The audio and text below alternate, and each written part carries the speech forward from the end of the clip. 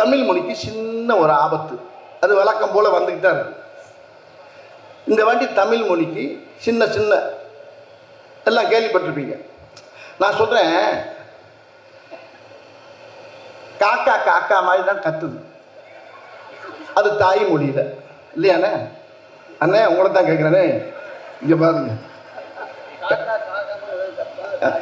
காக்கா காக்கா மாதிரி தான் கத்துது, அதோடைய தாய்மொழி. கிளி கீ கீ கீன்னு அது தாய்மொழியில் அது கத்துது.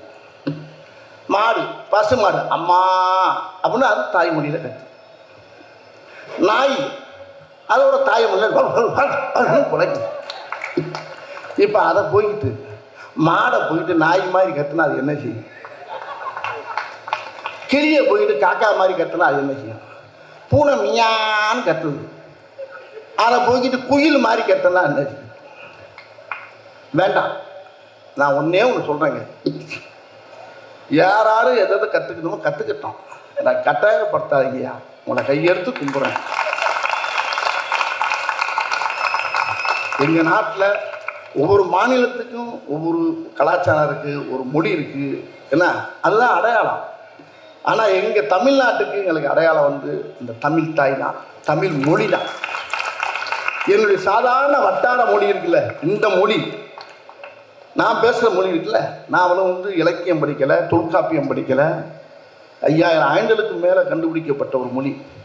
2000 ஆண்டுகளுக்கு முன்னாலே திருவள்ளுவர் எழுதி வச்சது. அந்த மொழிக்கே எவ்வளோ பவர்னா, 5000க்கு முன்னால் அந்த மொழிக்கு எவ்வளோ வலிமை இருந்துச்சுன்றதை பார்க்க.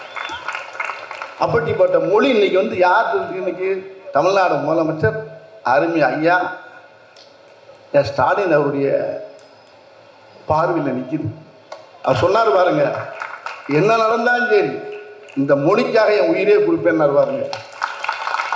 அந்த ஒரு வார்த்தை தமிழ்நாட்டு மக்களை போல அவ்வளோ வரையும் மனசை ரொம்ப நெகிழ வச்சிருச்சு. அப்படிப்பட்டது மொழி. நீங்கள் எதை வேணாலும் பேசுங்க, எந்த வேணாலும் பேசலாம், எதை வேணாலும் வேணாம், திணிக்க வேணாம், புகுத்த வேணாம், வேண்டாம்.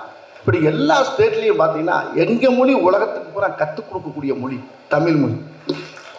எங்கள் மொழியிலேருந்து தான் எல்லாமே கற்றுக்கலாம், வேறு மொழியிலேருந்து நாங்கள் என்னத்தை கற்றுக்கணும்?